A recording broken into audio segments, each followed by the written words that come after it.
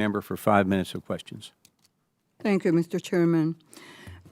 Many people accuse cash bail reform as the cause of increased crime. However, it seems like the biggest problem with the reform was the timing of its implementation right on the cusp of the pandemic. In fact, recent studies have found no connection between this bail reform and the rise in crime during the pandemic.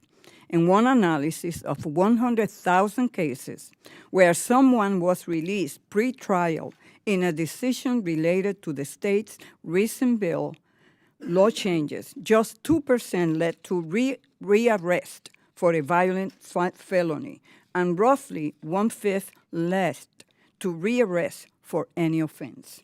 In total, out of these 100,000 cases, as many as 80,000 people may have avoided jail incarceration due to the reforms, allowing them to continue going to work or providing for their family in the pre-trial period.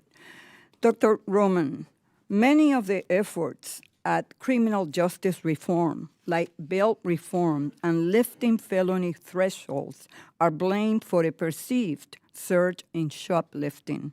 What does the research actually say about these policies, and what benefits do they bring to society? Thank you for that question. So, it's important to say what ending cash bail means, right? So ending cash bail just means that the judge either has to decide to remand an arrestee to jail pending the trial or to release them instead of setting a cash bail where they have to pay for the opportunity to be released. Being held pre-trial is associated with far worse outcomes for misdemeanor defendants, which are most of the shoplifting arrestees, to the extent that a recent study from some folks at Chicago and elsewhere found that not being detained or being released reduces the number of future complaints by more than half. So allowing people to be released pre-trial improves their outcomes both during the period when they're released and their long-term outcomes. Thank you. And many small businesses like retailers and restaurants are increasingly becoming the site of gun violence. What are the economic effects on these businesses and surrounding areas when gun violence is prevalent? Yeah, the economic consequences of gun violence are almost overwhelming for a community. It's important to note that gun violence is heavily concentrated in very specific communities where it persists over time.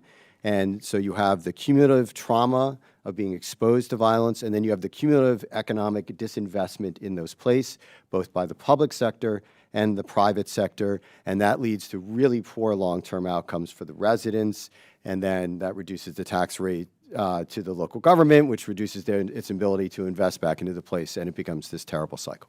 In your work on gun violence, what is the best strategy to reduce gun violence in an area? So the best strategies around gun violence focus on getting guns out of the hands of the most dangerous potential offenders. One area in particular that we've seen an increase in studies that have shown effectiveness is around emergency protective orders around getting guns out of the hands of people who have been sort of red flagged as being a risk in a domestic violence incident, particularly around the time when a woman leaves a difficult relationship. She has tremendously increased risk of being the victim of gun violence, and these so-called ERPO or red flag laws can be of tremendous help getting guns out of the hands of domestic violence perpetrators. Thank you. Dr. Roman, there is often a disconnect between feelings about crime and the reality of crime trends. Would having an accurate, real-time crime database available close to that disconnect, and how can the federal government work on building that data infrastructure?